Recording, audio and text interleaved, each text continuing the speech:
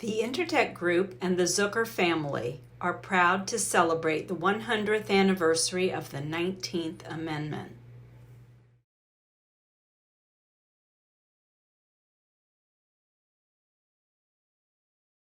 Welcome to We the Women.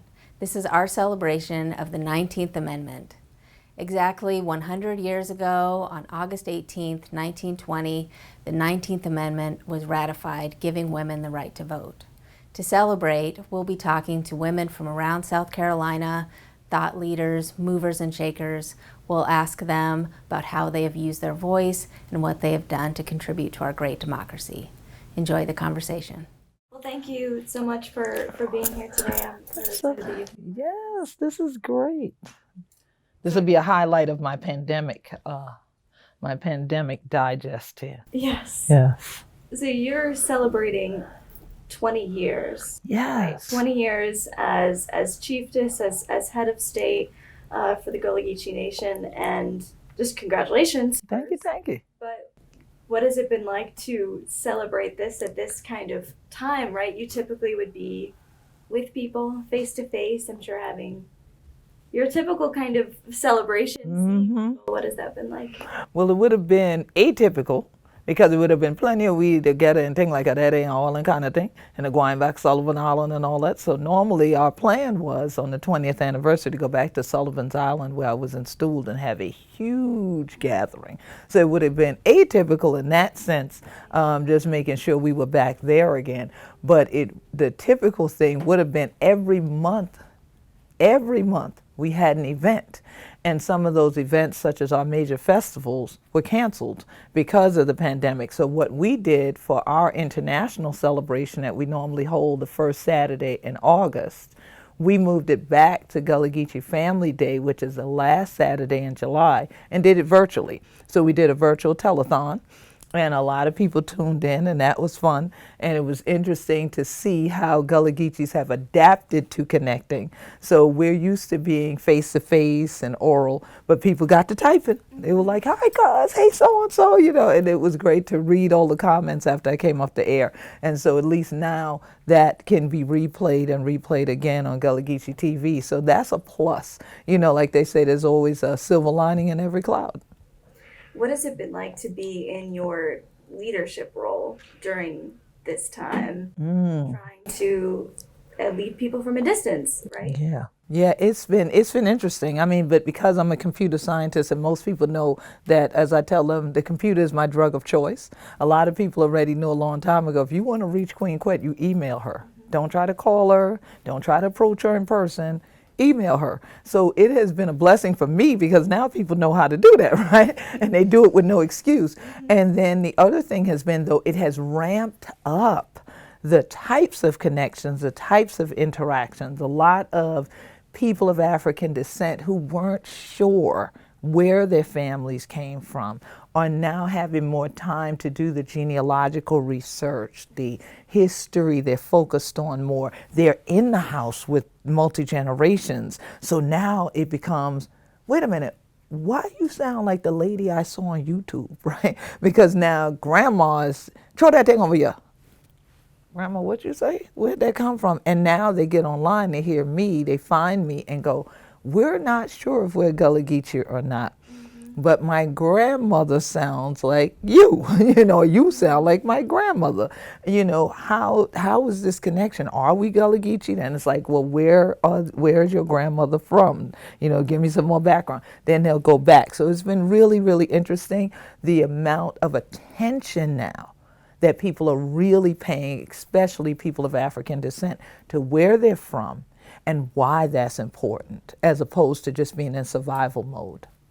And I would think, too, in addition to us being at home and online more because of this time, we also have this period of protest conversations about racial justice, and I'm sure that's sparking that interest. Major interest, because especially with Juneteenth, I've always celebrated Juneteenth from the time I heard of it decades ago. And I know a lot of people in Texas. I have a Queen Quet Day in Houston, Texas. We have the part of our Gullah Geechee diaspora is in Texas. And so that has always been a black holiday in Texas. And slowly it started spreading, and people tried to make it a national freedom day. But that didn't take hold. Now, all of a sudden, you know, we had the protests. We laid Brother George Floyd to rest, God bless the dead. We had already laid Brother Ahmaud Arbery, who is a native Gullah Geechee, to rest. Unfortunately, had to lay Breonna Taylor to rest, and we still haven't finished getting that case resolved. And so then when people took to the streets, once again, now what I had been saying for decades started to resonate with some people. And I started seeing me being tweeted about and me being posted about online, and the Gullah Geechee Nation being talked about in the midst of this, because they're like, well, they're a nation. Queen Quet's been fighting for human rights. This is not just civil rights. This is human rights. And wonder what they have to say. And then the discussion, as it continued to go in the direction of reparations and, you know, who has a right to use your name. All these types of topics started coming forward, and it actually made my life easier. The protest made my life easier, because where I had been targeted individually and people have threatened my life because I spoke the truth to power, because I spoke about the so-called uncomfortable conversations in rooms where people wanted to just play like everybody gets along all the time. You know, there were people who just point like, I don't want to deal with her, I don't want to work with her, and actually made death threats. Now here were millions of people saying the same thing. And not just here, but around the world, saying the same thing. So all I did was look up and go, thank you. You let me live to see a day such as this, a time such as this. And so I think it's critical that we don't lose the momentum of this hour, and that people realize now that human rights are the issue, and that we also have to dismantle racism. We can't ignore it. It is real. It does exist. It didn't go away. And so we have to deal with it.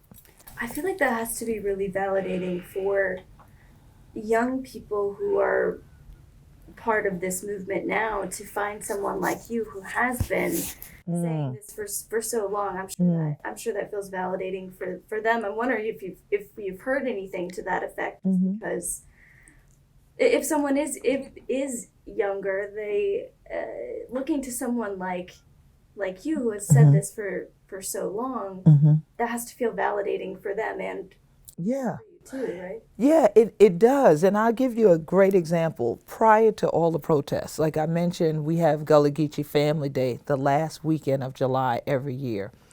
Last year, we were at Mosquito Beach in Charleston County, and it was blazing hot. As you know here, it's hot out here, anything like that. We like for crack with tea and say, oh, great God, we've been a melt, all right? It was one of those 90-degree days, and in spite of the fact that we were out where the marsh was, there wasn't a breeze coming off the marsh. And so here we are getting ready to do a sacred ceremony, our libation ceremony. We open the circle to everyone that's there, whether you're Gullah Geechee or not. But that means when you enter that circle, you come into it with respect and love and reverence for our culture, our traditions, our land. There was an Anglo woman that got in the circle. We're steady having people coming through the gate. So I'm saying to everyone, please move over, going in both directions, so that as they come in the gate, they can just join the circle right from there, and the circle will keep getting tight. So don't. There's not like now. We didn't have to distance. I said, this is Gullah Geechee family. They get with your family, get as close as you can. So all of a sudden I'm realizing this side keeps moving. This side moves again. This side moves again. This side is not moving. So when I look, I say, oh, please move down, miss. She won't move. She's telling people, because she's standing under some shade, she's standing under an overhang of the roof, that her, being the only Anglo person, could stay under the shade. All the black folks need to go around her and go and keep moving down, but she could stay under the shade. I was through. I was so through. I had to make this a history lesson right there on the spot and point out how out of order that was. That her privilege said to her that in spite of her being the minority here today and being at a sacred ceremony that we're letting her be a part of, that she would disrespect us by saying, well, you all move, but I don't have to move. And she actually said, oh, but I feel better here. Well, who else wouldn't feel good? All of us would feel good in the shade right now. But my ancestors were never allowed to be in the shade. When they were enslaved and they worked this exact same land that we were standing on, they couldn't sit in the shade and then work in the field at the same time.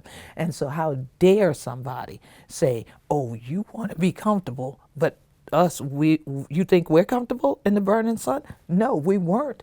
But we respected the fact that we're here to honor those ancestors.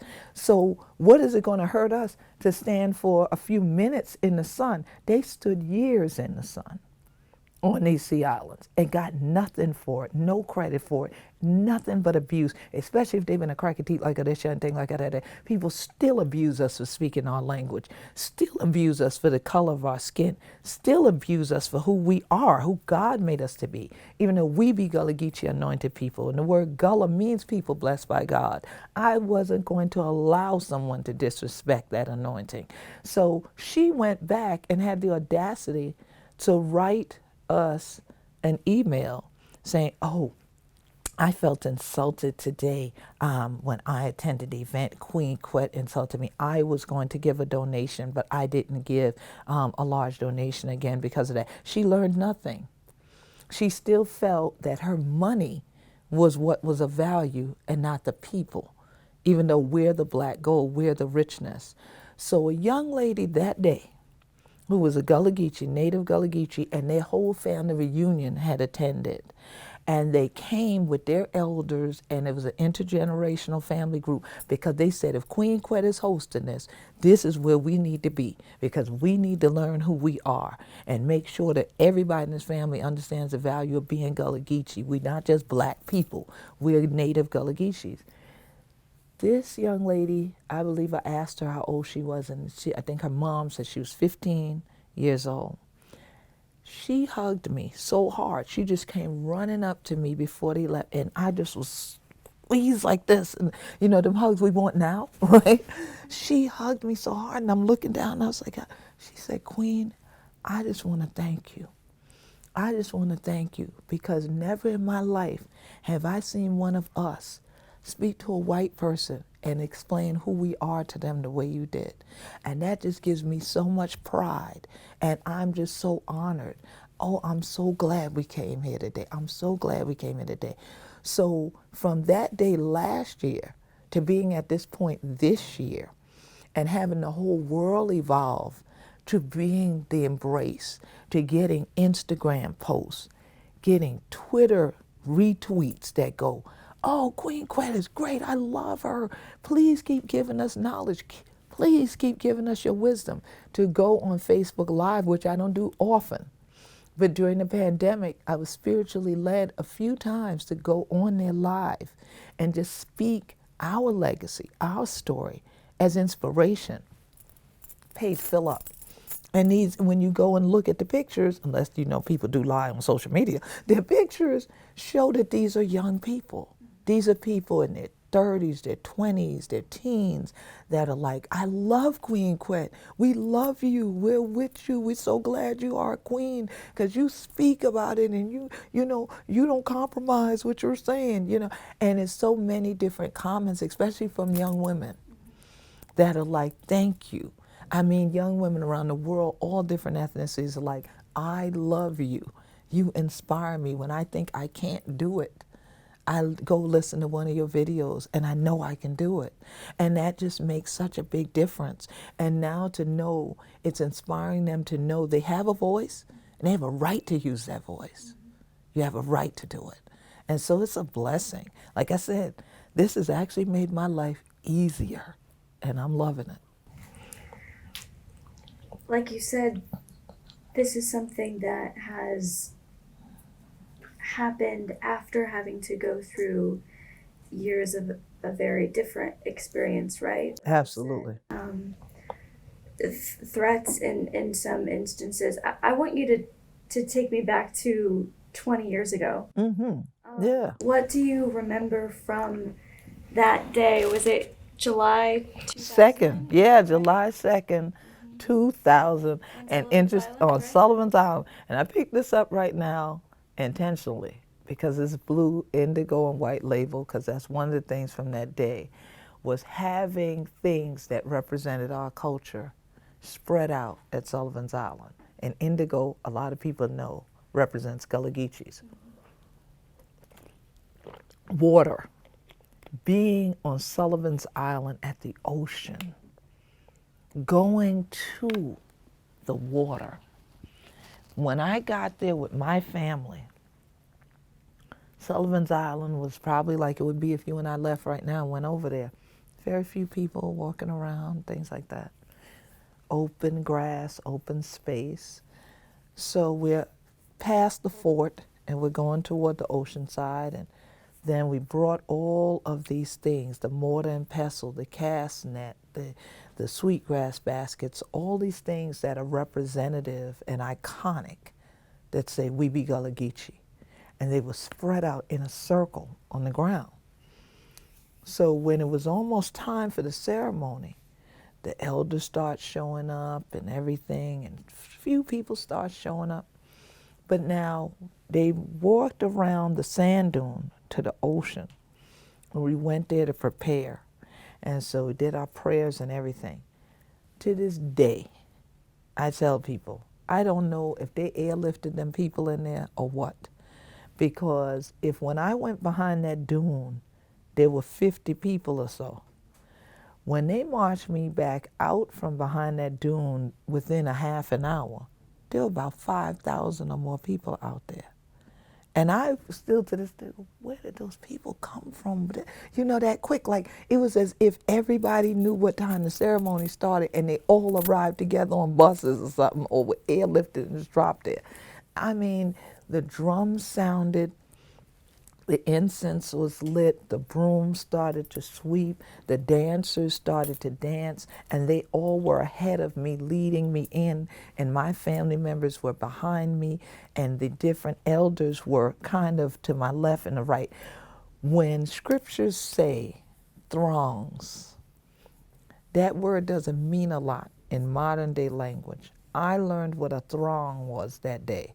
Because here, as they're trying to lead me out, there's photographers and there's videographers and there's all this news media there. There are media trucks there with huge satellites on them from not just the Low Country, but around the world. BBC and Vibe magazine had people there. Press that we didn't know was there until the clipping services and people started emailing me, did you see this one? Did you see that one? And so, you know, Google wasn't no thing then, right? So we were getting all of this stuff that people were just emailing and sharing, and we're looking up things and we're finding stuff after the fact. I mean, for like a month later, this just kept going and going. I'm being called like, oh, you're the new queen. Can we talk to you? You know, what does this mean? But that day, I will never forget that it started feeling like I'm not awake. Like, this has to be a dream, right? Because I was just out here and there really was nobody here. And now I'm seeing all this people. Oh yeah, it's a dream. I didn't wake up yet to go to Charleston. That's how I felt. And so I'm chained. I'm actually chained up, coming from the water, the same way our ancestors were, chained, coming from that ocean, coming toward the pest houses. And as I'm coming out, I'm hearing languages, all different languages being spoken. People are essentially speaking in tongues. There's all kind of African languages being spoken. So finally, I can remember when for a moment it was like I broke out of this thing and was there in that moment. There was a man laying on the ground, on his back, with the camera up. This is how much he wanted this shot. And all I'm thinking is, I can't move like this. I can't move left or right. There's throngs of people. So he's going to get stepped on. I remember that distinctly. You are getting stepped on.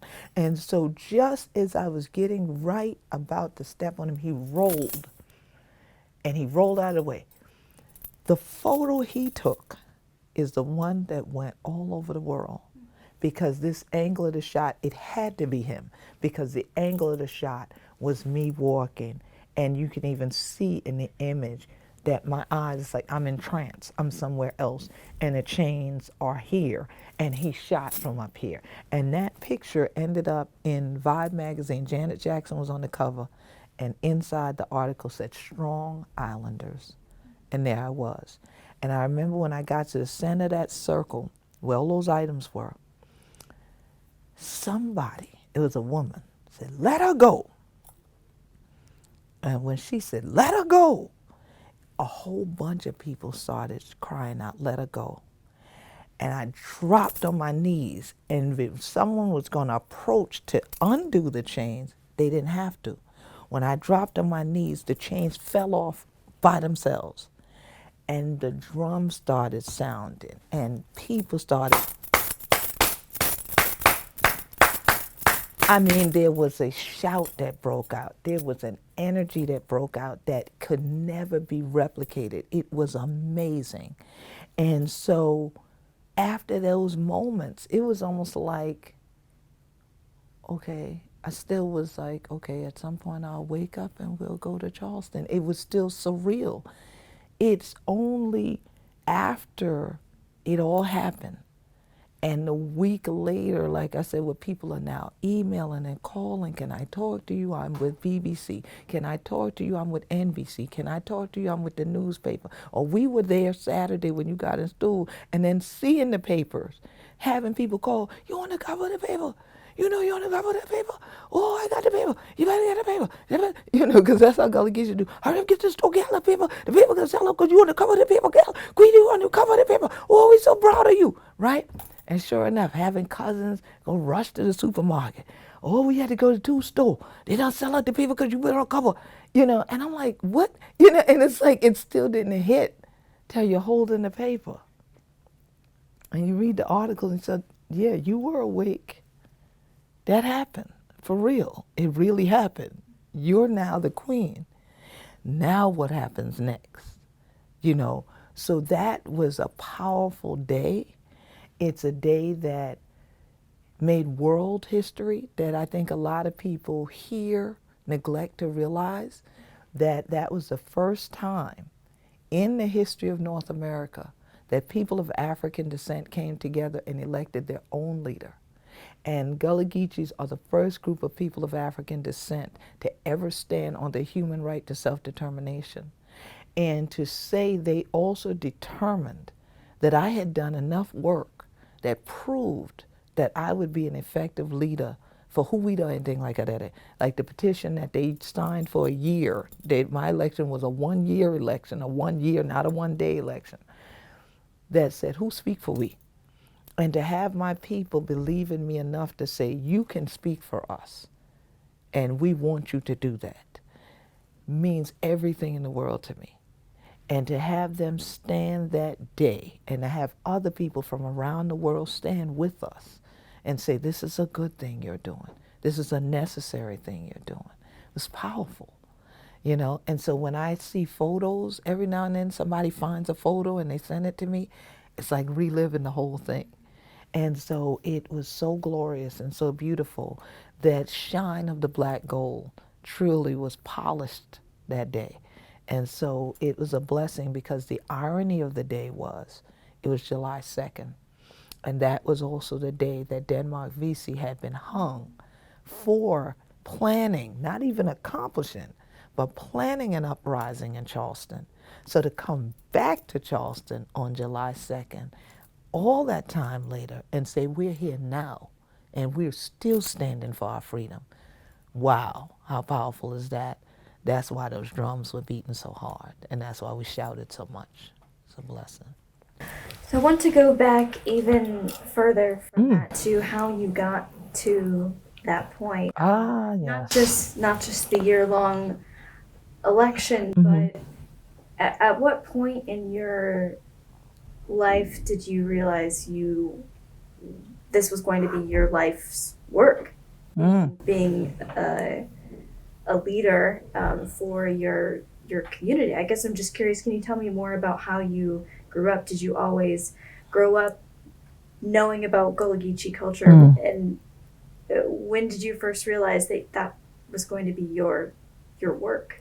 Well, it's interesting. I didn't realize this was going to be my work until after my installment. I had no intention of this being my work. I didn't grow up wanting to be a queen or anything like that. I love reading. I love math. So I expected that my life would be circling those things, you know. But it was interesting because even while I was a straight A student in school, all the way K through 12, and then college, graduated with honors, my focus was always about Black history. I loved Black history. And one of the things as a computer scientist that I wanted to do was to actually create some sort of, at that time we were talking about artificial intelligence. So we just going to date myself now. That we were just calling it artificial intelligence. People didn't have video games per se just yet, but that was my vision. I would like to create a game on a computer that teaches people Black history and teaches math in fun ways. So because those were two things that people seemed like they were afraid to deal with, you know, and especially for girls, because when it came down to scientific things, they used to try to tell girls, oh, that's kind of not your thing. And I'm like, how is it? I love that. What do you mean it's not our thing? It's so easy to me, right? You know, and so I thought, well, maybe if this could go out as instructional things, but in a fun way, people would enjoy it. So I started doing my own genre of presenting called histomusical presentations. And over time, I called myself the artivist because I do my activism through the arts. So even as a youth, I was actually educating people about Gullah Geechee culture and land, not ever thinking it would lead to where I am today and that would take me around the world. So growing up, it was always about the community coming together. It would usually be about, well, somebody needs help. Just like that. It wouldn't even be phrased any other way. Like, these folks need help. Okay, what kind of help they need? Well, a house burned down. We'd gather things, we'd help that person. Or they don't have the money to pay their taxes. Okay, let's have a fish fry. Well, can somebody come do something? Okay, get Quetta. She'll come and she'll present, and then that'll be fun, and people will learn, and then we can raise the money. And I would do that, never thinking these dots are connecting, never thinking that once I got my own computer and I would sit there and start to navigate it with AOL, America Online, okay, that I would get on this thing called the internet and then set up a website, the first website to exist in the world dedicated to Gullah Geechee culture, and to start to get emails every day and start to want to read every day about my culture so that I could share things on email. Then people would come to me and say, we want to help you spread the word more. There's a thing called a listserv. Okay, how does that work? Learn how that works. Now we're spreading the word to more and more people. But most of what we do, pick up the radio, pick up the phone and call a radio station. Hey, we need to do this. This is going on. They're trying to displace this family. And that would get so much more attention. Then learning to do press releases, all that. So it was a journey that I didn't even realize I was on. I was just using what skill set I had to do just what I always did. Somebody in my community needs help. How can I help? How do I bring those skills there to help? So that's really what led up to it. And then it led to the moment where one of the emails that came was from a man named Dr. Yusuf N. Cly, and he's deceased now, God bless the dead. But this email said, well, I would love to talk to Ms. Goodwine because I see the work she's doing for Gullah Geechee. I'd love to talk to her about human rights and that work. Can I have a phone number? Sure, sent the phone number. I get a call from Canada, and come to find out, Dr. Cly was the founder and director of the International Human Rights Association for American Minorities. So he ends up talking to me about how these are human rights issues, that what I've been fighting for is beyond land rights. It's beyond just saying, well, it's not fair, right? And if you want to take this message to the United Nations, we'll help you. I said, yeah, why not? That was my answer. Sure, let's do it. Thinking, all I got to do is go to the UN in New York. until they say, okay, well, we're going to be emailing you again and someone's going to call you and they'll need more information. Okay. Then they go, okay, send your passport over. Send my passport? Why I got to send my passport to go to Manhattan, right? Didn't realize, no, they needed my passport because they were buying an airline ticket because I needed to go to Switzerland. So I ended up in Geneva, Switzerland, and spoke there on April 1st, 1999, and became the first Gullah Geechee in world history to speak there on the human rights of Gullah Geechees.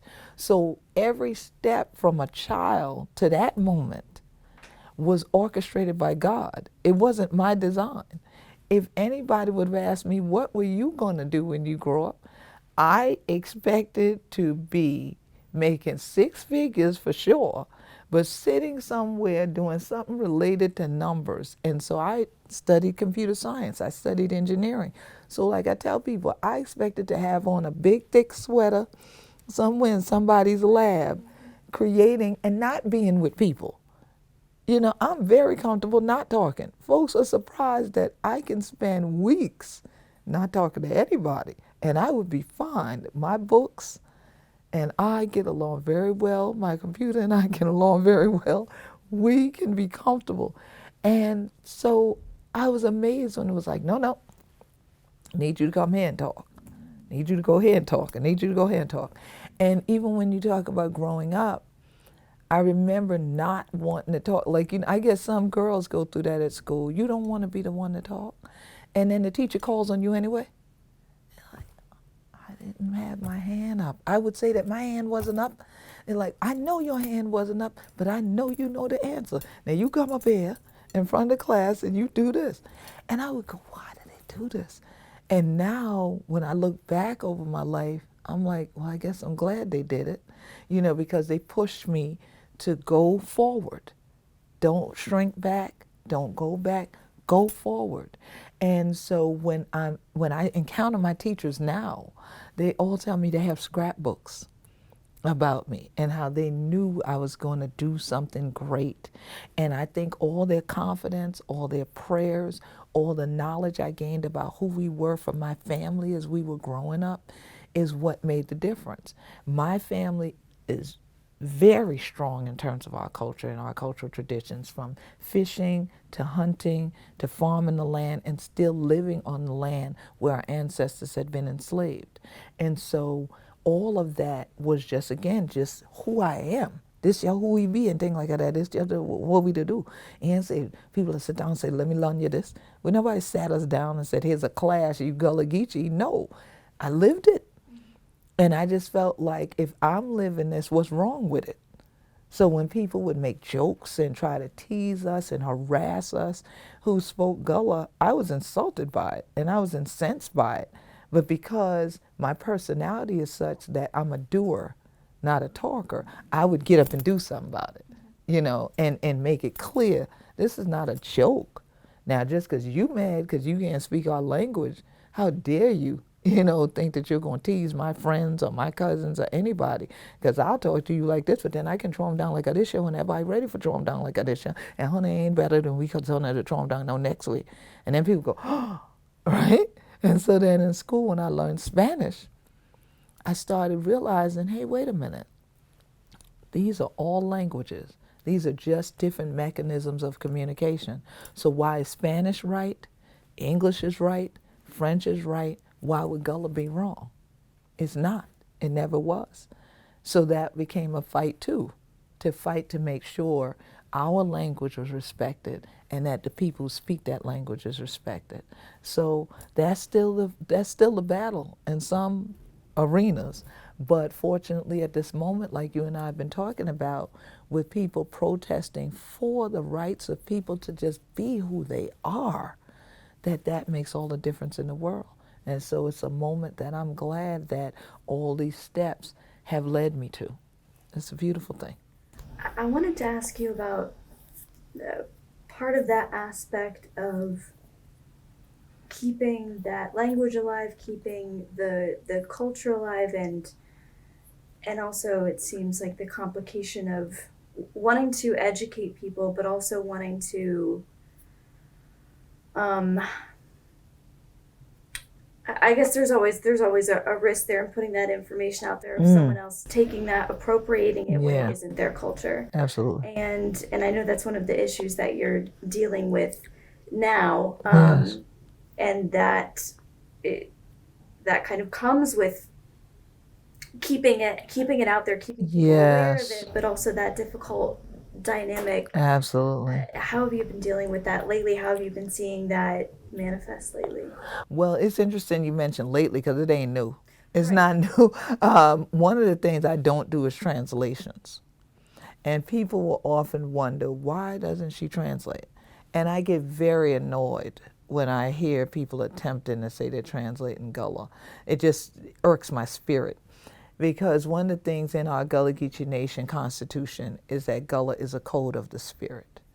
And I feel like it is something sacred, so it's not to be played with. And what I've witnessed over decades now is people who are people of African descent, but they're not Gullah Geechee, going ahead and saying, well, oh, if I can get my hands on this story. And first it would be everything from Uncle Remus tales to some other folklore that they've read. And they try to put some kind of twang on it and say, well, they're a Gullah storyteller. No, that doesn't make you a Gullah storyteller. And then people started doing things like going back and they found recordings and stories that were actually written by Anglo people. And they started saying these are Gullah, and then they would try to perform those. And I'm like, but do you realize who actually wrote that and how racist that is? And I said, do you realize whose perspective that's told from? That's not ours. And they go, oh, it's not. I'm like, no, it's not. You need to check your facts. And so people would put out a lot of misleading stuff. So, like you say, now to counteract that, we wanted to put the truth out there. But now once we start putting the truth out there, you have to know what you want to tell and when you want to tell it, but you don't give away your vibranium. Okay? You can show the plants, but don't give away the vibranium. Okay? And so you have people constantly coming in, moving in from all other ethnic groups other than Gullah Geechee, wanting to come in and get it all. They want your vibranium because, like, if y'all had the power to keep your language through all this other degradation, the attempts to just eliminate black people, period, eliminate African culture from North America, if you did it, ooh, that's a treasure. And they come on this treasure hunt wanting our language. So for years, people were told we were backward and ignorant if we've been a crack we teeth like this shiny thing like that anyway. So people stopped speaking in the public, and that actually turned out to be a good thing. So now academics would say, well, they're insular, they're clannish, they're isolated because they could not get in and get all the words from the people. They couldn't get in and get all the stories from the people. They couldn't get in and get the knowledge of our herbology and things from the people. People now started to do other things. They would alter, they'd speak Geechee in front of them and not speak Gullah. They would just switch, code switch, and just speak English. They would, because why? Because we knew when they started coming with tape recorders first. And then they started coming with video cameras. Now they come with cell phones that have all of the above on them. They're coming to get it so they can go make money off it. And they don't care whether we live or die after that. Because even if we're dead and gone, they can become museum curators and say, look what I got. I got their vibranium and I'm growing it and y'all pay me for it. And it gets repackaged from a perspective of someone else and not from living people who are the Gullah Geechees. And so it becomes a double-edged sword trying to express that truth and protect it at the same time, because there are some people who value nothing other than money, who value nothing except their own ego. And so if they can be the one to say, oh, I'm doing this now, then they do it. I watched a television show the other night wherein they came to St. Helena Island, where I'm a native of. We have 10,000 plus Gullah Geechees on that island. And you mean to tell me you couldn't film all Gullah Geechees for a Gullah Geechee episode that wasn't more than 30 minutes? You found two black people who are married to each other that moved to the island, and you filmed them in the episode, and you don't even catch the fact that they say, the Gullah people do this and the Gullah people do that. You would never say the Emily does this and the Emily does that. You would say I. So if you hear those words, words are important. You know that's not a Gullah Geechee. And Retta was all I had to do is ask him for cracky teeth. So all you had to do is say, hey, why don't you speak some Gullah? That would have helped you right there. But they didn't do it, and that's part of the exploitive practices we've witnessed now that's still going on, that unfortunately, because things have become what I call Hollywoodized and museumized, people think that the first glance at seeing something that just says it's something that they're not used to seeing, like Gullah, oh, that got to be real. Not all of it's real. A lot of it is staged to entertain you. Well, what I do is edutain. And I do artivism. So I can teach you and teach you what we're fighting for and how we're holding on to it, and teach you also to respect when we say, don't come any further. This is all we got to give you. The rest of the stuff belongs to us. Yeah. I would think that's getting more complicated, not less, right? It is. As much as I think there's a lot of well-intentioned interest. Right. Is also that just means people have to be even more careful. Exactly, and do more due diligence. And to me, like I mentioned, when I started up the Gullah Geechee Sea Island Coalition more than 2 decades ago, the internet was a new thing. So what's the excuse now? You not only have the internet, you have it in your pocket. Okay, you don't have to carry around this whole building we're in. That's how big computers were. That's how big the CPU was. You don't need something that big. You have a personal digital assistant that will let you pull up information on how to reach us. Why not reach out to us and let us teach you who we are? Stop going and trying to go on online websites that are not Gullah Geechee to find if you can find books, or you can find some academics paper that they wrote about us, or you can go watch somebody TV show who's not Gullah Geechee doing this TV show because their corporate interests just find us interesting, so they want ratings right now. They want something exotic right now, even in the midst of these protests, something black. Right now, we just want to show some black people because we want to look like our station is anti-racist, but that doesn't mean you're anti-racist. It just means that you found another way to capitalize on, again, people of African descent. The way we got here, capitalize on these Africans. So that's all it means. And if you really have respect for the culture, you would step back, sit down, and listen, as we say, yeti we. Don't go just hunting on your own and then trying to set up something and use our name in your brand name. And we've seen all kind of non-Gullah Geechee people doing that. And then once we call it out, you want to tell us, oh, but we were paying homage to you. That's not the way you pay homage to anybody. You respect the person. You would have a conversation with them to find out, is that all right, before you go forward. But after you make all this money, and we say it's not correct, your behavior is out of order, then you say, well, oh, my bad, I thought I was paying homage. You thought nothing of the sort because you never sent one red cent to any of us. And that's of anybody. It's not just, Anglo people do it. We have African Americans do it. We have all kind of people that have come in and said, this is unique. I like that. Oh, I went to their festival and I saw what they did. I'd like to replicate it. I'm an artist. Can't I just copy that? No. Let us tell our story. And you support us in telling that story. You support our businesses, economically empower us, and then that enfranchises our next generation. That makes sure that they're empowered to go on and be here. Like I say, we the Binya, we in the Guayna with tall. On that note, for anyone who is watching this, listening to this, what are some of the ways that you would want them to, if they are interested in learning from the source, contributing in a way that's meaningful, what would you suggest? I definitely suggest, if you are in the Gullah Geechee Nation from Jacksonville, North Carolina to Jacksonville, Florida, seek out the native people. They may not be the ones with a storefront business. just go around the communities and see if there are elders and community people that live the culture, and if you can talk to them, you may find out they're having a fish fry to raise money to keep the school open. Go there and support that. That's first and foremost. For those of you who want to advance the cause from where you are, even in the midst of the pandemic, we have a GoFundMe fundraiser for Gullah Geechee Land and Legacy. You can contribute there because that's how we keep the land in the hands of Gullah Geechee families and educate the world about who we be down here and things like that, and make sure we're represented at the UN and other places where necessary, even in the courtrooms where we have court battles. So you can donate there.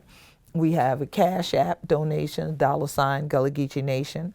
We have the Gullah Geechee Angel Network, which is our official 501c3 for the Gullah Geechee Nation. You can always donate there. If someone was going into Florida, we have the Gullah Geechee Cultural Heritage Committee of Northeast Florida.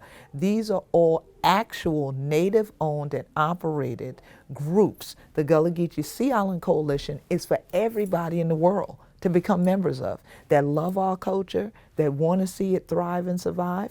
Anybody can join. They can become members and they can become supporters and contributors. They can find us at gullahgeechee.net. They can find gullahgeechenation.com, and gullahgeechenation.com has all these links to all these places and to Gullah Geechee TV and Gullah Geechee Rhythm Radio and our events. They're all on there. So you know, if you go to gullahgeechenation.com, everything on there has been vetted. Everything on there is Gullah Geechee. It's authentic. You don't have to wonder about it, because if it's not, we're not posting it, okay? And if it's a partnership or collaboration, we make it clear that this person has worked with us to present this, whether it's a novel, whether it's a film, whether it's a clothing line for that matter, you know, that this is something Gullah Geechee inspired versus Gullah Geechee owned and operated. So we've made it easy, but people want to make our job hard. They want to redo what we've done. If we're already in the car, you don't need to reinvent a wheel. We ride already. Just get on in and ride with us. You know, if we're in the boat and we're already going with the oars, that's cool if you bring a motor, but don't put a hole in the boat. We don't want you to sink us with foolishness and craziness that you find on the internet, because as a computer scientist, that has been a double-edged sword too, seeing how this information highway has gotten flooded with foolishness and some things that are so inaccurate as beyond belief. So it's always best to go to the source. Go to the source and crack your teeth with the people and things like that, and yet who they be from them. And so even when we talk about us as women and us celebrating who we are and celebrating our strength and our power, what sense would it make to talk to guys about what it's like to be women? That wouldn't make sense. So it's the same thing. Why would you talk to somebody who's not Gullah Geechee and let them lecture to you about our traditions? Come to we. We can crack our teeth too. And you notice we can speak more than one language. We can talk to you. Thank you so much. Thank you. Today I really enjoyed this, and I just really appreciate you being here. Yes, and Emily, I sure appreciate being here. And you know, all this time we've been talking and we've been talking and we're talking. I don't think it'd be right for us not to just hold the end of the flag. We got to stay apart, but let's not be apart. Now let's keep the anointing and the blessing going for all the women of the world and for all the cultures still fighting to stand on their land. Thank you so much for having me. Thank you. Yes. And we are the women. We did it, woman. Yes.